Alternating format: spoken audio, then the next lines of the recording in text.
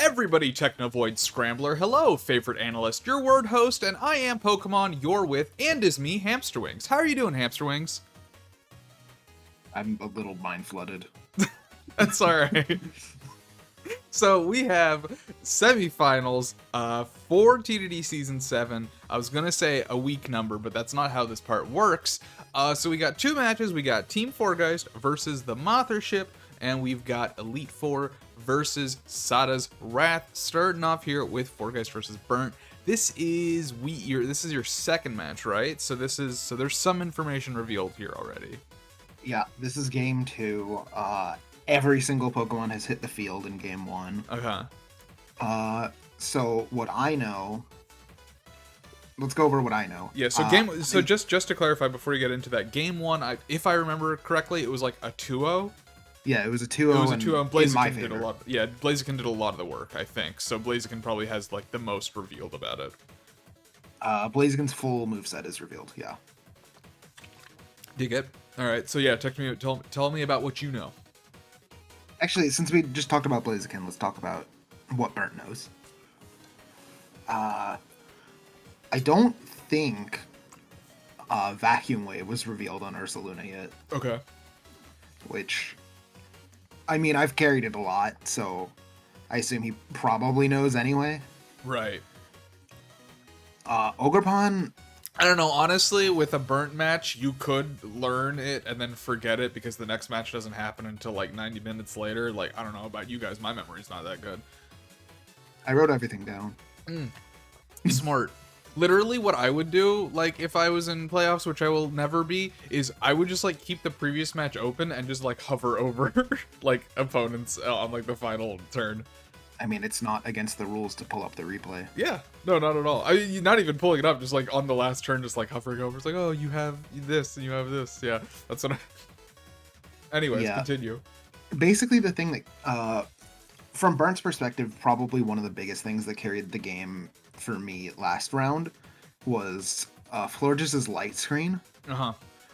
So Florges might be like a priority target in this match. Moltres revealed basically nothing. Mm-hmm. Yeah, Moltres was nothing. The Ogerpon, honestly, thinking about that match, Ogerpon very early on, basically letting Blaziken get to a point where it could sweep was really important. Yeah. Ogerpon kind of just... It was the support goat again. Uh-huh. There wasn't a lot of information to be gleaned about Ogerpon. I know Burnt's probably wary of it because it can speed tie Iron Moth. It did not. It was slower. Uh-huh. Actually, he probably figured that out because it was slower than Comfy. Sure. Let's see. Ursaluna, I think, only clicked Blood Moon the whole game. Yeah, that sounds about right. What did Escavalier do in the previous game? I know it drill ran the Zeraora for sure. And it definitely revealed Ironhead. And I think that's it. Probably, yeah. It did not reveal Cloak, and Ursaluna Blood Moon, I don't think ever revealed its item. No, I don't think it never procced. It's Quick Claw. Yeah. Because I'm hilarious. Hilarious. Escavalier, he probably did know it was Cloak, because when he messaged me after, there was no evidence that it was Cloak in the second game, but he asked me in DMs, was Escavalier covered Cloak? And I was like, yeah. Ah, okay. So what I know is, I don't know Shaman's item, but I'm pretty sure it's Scarf. Yeah, you were debating between Scarf and Sash, but with the last game, towards the end of it, the way Shaman was playing it felt very Scarfed. The way Shaman spammed an 85% accuracy move, I was like, it's probably Scarf. Yeah, because it couldn't leave the field again, so it had to be using a grass move for Ursaluna. It couldn't lock itself in Air Slash, and just the way he was switching it out very frequently felt very Scarfy. Yeah, indeed. Zeraora revealed the Eject Pack, which I didn't really have any thoughts on. Sure. I mean, it's good. It's a good trick. Zeraora was pumping damage, so it's clearly an offensive set. Right. Iron Moth Did not revealed... reveal its item first game. No, it didn't. No. But it revealed Venoshock, which Yes. I didn't know that it didn't even get Sludge Bomb. Because that's crazy. Future Paradox Pokemon are terrible. Yeah. Why would you ever run one? God. Blastoise full support, yeah. I will learn its item this game. Yes. It's a little unfortunate for me. Blastoise revealed almost completely being support. Yeah. It did not reveal its fourth move, but it has Follow Me, Fake Out, and Helping Hand. Yeah. Actually, I don't think it revealed Helping Hand in the previous game, but Follow Me, Fake Out, definitely. Yeah. Comfy, everything. I had everything on Comfy. Mm-hmm. Yep. Including that it was max speed. Yes. All 4 moves, Ally Switch, Draining Kiss, Floral Healing, and Tailwind. Heracross, I mean, not much really needed to be revealed about Heracross. It's pretty cut and dry. So given the information both teams have now, how do you think the situation changes up? What does Burnt need to be wary of now that he doesn't necessarily, just by looking at team preview? Like the Fourgeist you mentioned, obviously. The light screen is very important. Yeah, one of the things Burnt mentioned to me in DMs, because we talked after this match, was he was like, all right, 2 of the 3 problem children are definitely coming with Pokemon that I don't want to see. And I was like, oh, what are those? And he's like, Moltres, Fourgeist, and Escavalier. And I was like, oh, well, they're all here. That's funny. So, yeah, I imagine on Team Preview, he was a bit shook, maybe. Yeah. Seeing all 3 of them. Can't believe you changed your team last minute to accommodate his nightmare. Yeah, it had Boulder until like 2 or 3 days before. And then I was like, this Pokemon's terrible, and I removed it. Hey, he's going to finals! Yeah, but I removed him for the new 3rd best bug Pokemon of all time, confirmed. Escavalier, yahoo! Beat Wolfie one time. Let's go. Cool, what about you? What are you looking at now that you have a general idea of what Shaman's running? You know Comfy's spread, you know Zeraora's offensive. What are you looking at? I wasn't super confident that Shaman was Scarfed, but... because I thought there was a pretty good chance that Burnt was bluffing Scarf. Okay.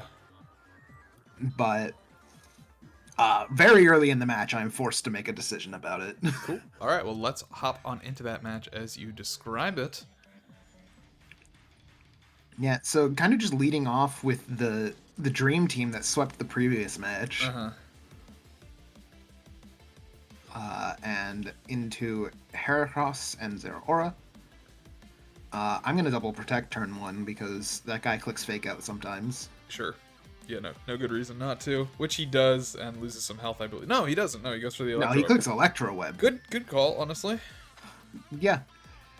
At this point, this is where I have to make a decision. Do I double Shaman, predicting Scarf, or predicting Sash, or do I follow me, predicting Scarf? And I, in the end, predicted Scarf, and I was right. Nice. His Electro Web is going to take you back down to 1 speed, but, you know, that's fine. And then it boosts again. Yeah. I think it's still faster than pretty much everything at this point. Yep. Blastoise comes out. That's another Fake Outer, so we're going to click Double Protect. You know how it is. Yeah, for sure. Wild that this Ursaluna at one point was running AV. Yeah, importantly, denies the switch out of Zeraora, because that would have swapped it out there. Getting the stat drop. Yes, sir. In comes Escavalier. Not sure if it was completely red, but Iron Moth comes right in with it. That's terrifying. Yeah, Thing's Heat Wave just kills him. Yep, and now we've got this duo. This duo is a duo that shows up a couple times during the match. Yeah, I mean, Iron Moth definitely sort of meant to be a very offensive threat this game, which makes sense. That's kind of what it does. I mean, Moltres takes 48. I'm like, sweet, it's gonna live the next one. Yeah. It does not live the next one. Yeah, I was thinking the same thing. And here we see the Sash. Yeah, and then finally the Sash is revealed on Iron Moth. Double down into you, yeah. As it double downs me, I definitely thought Moltres was going to live there. It didn't. Yeah, very unfortunate. You just missed the Berserk, followed into that. Yeah. I threaten Vacuum Wave here. Yep. As I immediately double out into Fourgeist, actually. It was crazy that neither of us wanted to be in that position. Yeah, go smart move. I was thinking that like during watching the match, it's like, yeah, go for the Blood Moon here because the chances of a switch are very, very likely. He does not want to lose Moth right now. Yep. Ally switch. I did predict it. I wanted the damage on Heracross. Mm-hmm. I figured there was no need to Tailwind here. Draining Kiss does nothing. So I Moonblasted the Comfy, and it switched for the Heracross. And we know from pretty happy with that. And we know from the last game that Rock Blast does not kill Florges. Yep. Pin Missile is going to take it out from there, though. Barely, which is crazy. Florges is a Pokemon that I've learned is too good. Here we go. Escavalier definitely live in a close combat here, even from this fucking massive 180 attack, just because its defense is so nice. Yeah, going for the Escavalier there is super nice for me because it allows me to keep Ogerpon. I doubled into that slot because if it did ally switch, doubling there was just the best for me. Right, yeah. Getting rid of that is nice. So I was surprised to see Ogerpon live this. I really thought this was a double down for you and you're in trouble, but no. Nah, Ogerpon is super tanky in this game. Ogerpon's crazy with it. And I did specifically want to kill Comfy there. Yeah, makes sense. Because yeah, I mean, you see the 1%, you know, Vacuum Wave just wins that. Mm-hmm. Kind of double protect, and at this point, I don't think I can lose because Ursaluna easily lives a Heat Wave. Yeah. I'm gonna click Follow Me just in case there's any funny shenanigans, and I'm gonna Blood Moon into the Blastoise, assuming that it would follow me. Yeah, makes perfect sense. And then you win the match after that. Yeah, and then your boy Iron Moth has 1 HP and dies to Vacuum Wave. Indeed. All right. So super close match. Yeah, for sure. Yeah, on that previous turn when I didn't realize Ogerpon lived that, I was like, oh, it's over. The hamster loses. We're going to game 3. But I just completely misjudged that thing's bulk. Let me look at Ogerpon's EVs really quick. Yeah, let's see. He's got 100 speed. 252 HP. And 156 plus SPDEF. Oh, okay. Yeah. I'm just surprised. I mean, I don't know. I keep feeling like Iron Moth should do more damage than it does, but that's how I feel about most Paradox Future Mons. Yeah, I think Paradox Future Mons are bad. I think they're just bad. I think we should make a new tier and call it F tier, and the F stands for Future Paradox Mons. Yeah, I'm kind of down with that. And like the only one that won't be there is like Iron Hands. True. So I mean, yeah. Any final thoughts here? I don't think so. It was a super close game. I think it was a lot of fun. Mm-hmm. The Blastoise Iron Moth versus the Ogerpon Ursaluna standoff happened multiple times, which was kind of funny. That was pretty funny, yeah. I think, yeah, there was a couple of Blood Moon plays where it's like Vacuum Wave was so tempting, but going for the Blood Moon, I definitely think sort of won you the game there because you got so much damage off on things that you needed damage on. It's such a broken move. It's good. It is good. And yeah, really nice that you had access to Protect and we're not running Assault Vest. Yeah, that was very important. Very helpful for you. A lot of double protects this game of just being like, yep, I need this. Yep, fake out, double protect. Anytime you see a fake out, just like, well, I just do this again. Yep. Alrighty, let's go into the next one. We have Diggory versus Hoser. So this is also game 2, game 1. We actually saw our first instance of a early FF. The match was Diggory 5-3 for Hoser. Hoser was definitely very much on the back foot. Diggory kind of just sweeping through the team, and Hoser decided, hey, gonna preserve some info, let's end this one early, leading on into this match. Yep. Hoser forfeited in the previous match. Kind of kept like 3 of his Pokemon unrevealed, which is pretty good. I think. Yes. So going into this match, I think we've seen Dragon Dance on Gouge. Uh-huh. On your boy Gouge. I don't remember if Silvally even revealed its type. Silvally? It did, I think. Because It did? it used Tailwind in the first game, I'm pretty sure. Okay, yeah, so it's Silvally fighting. Yes. Very good for King Gambito. I think the least information that got revealed last match was Torkoal and Vileplume, I think, for the most part. And honestly, there was nothing revealed for Walking Wake. Walking Wake reveals Flip Turn this game, whereas and Life Orb. I don't even think it came out last time.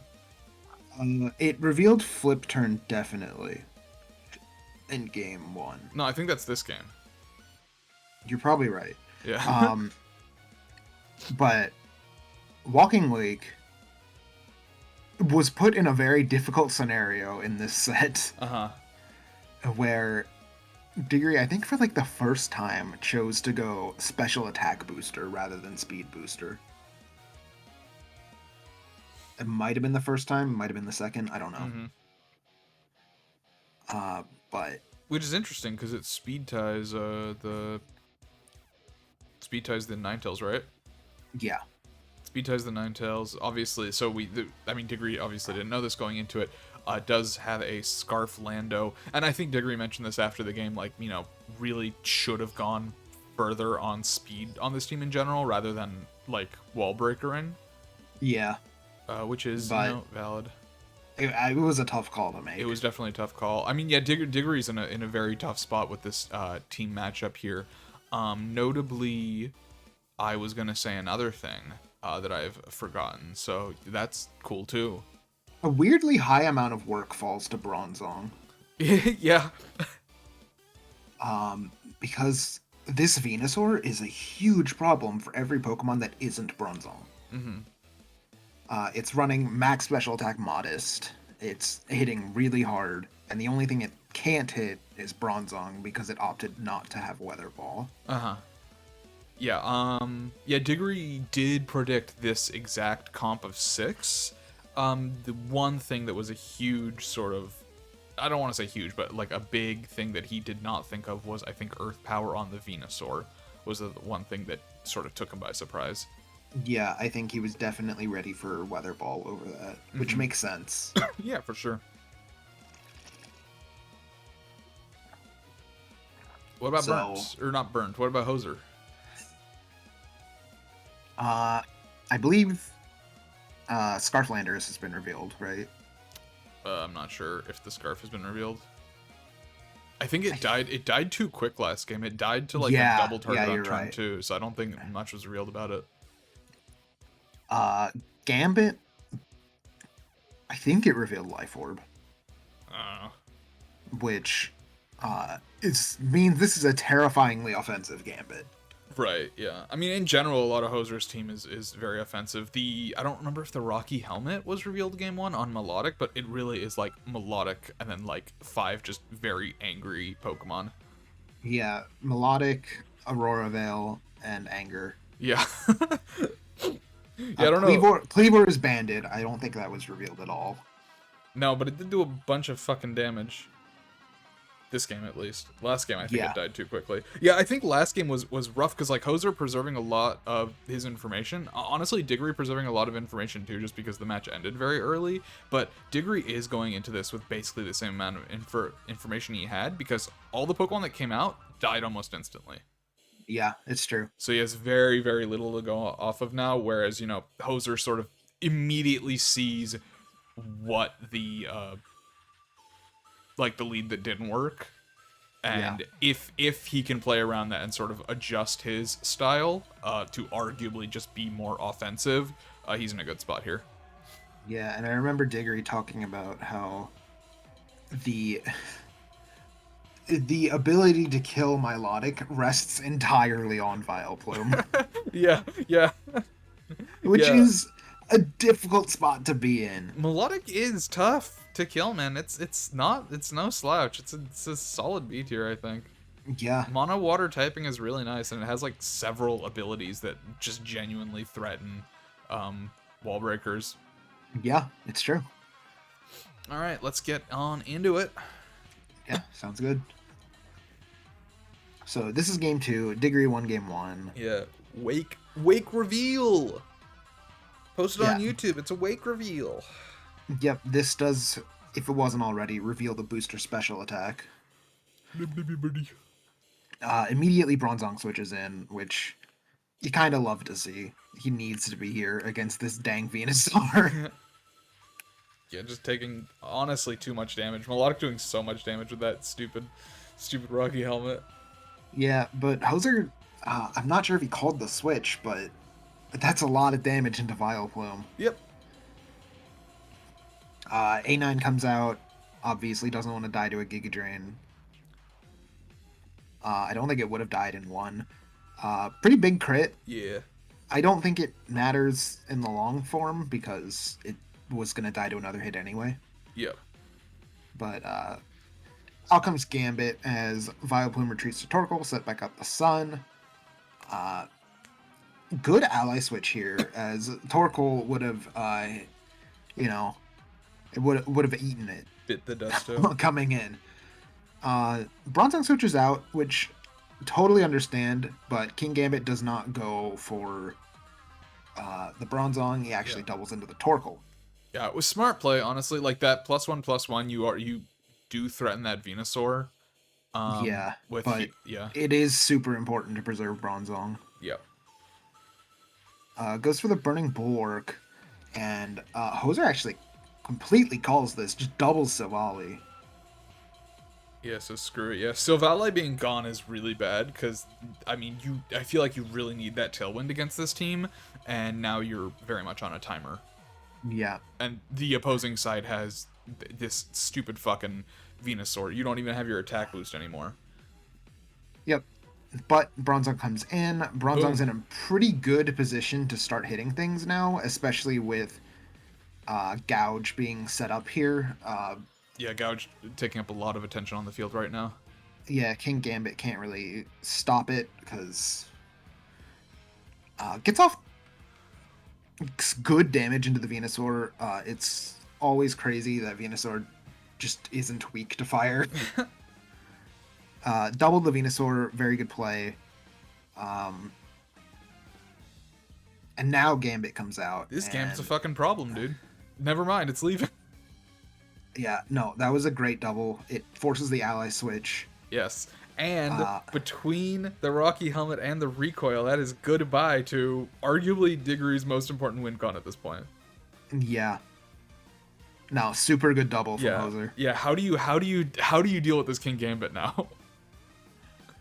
Yeah, I don't really see a way to deal with Gambit. It's just like the Sucker Punch threatens the Wake so heavily, the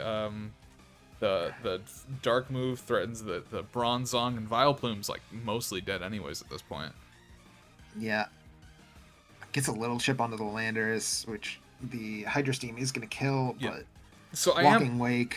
I did want to point out the last turn. So on the last turn, Wake protected, and Bronzong used, I think, Flash Cannon into Landorus. I'm curious what you think about that turn, because obviously the Bronzong didn't have kill pressure on either of these Mons. So what is that really doing, that protect there? I'm just curious what the play is, because like you're stalling it out a turn, but I think it probably dies to the Hydro Steam regardless. So I'm just curious what the importance of that was.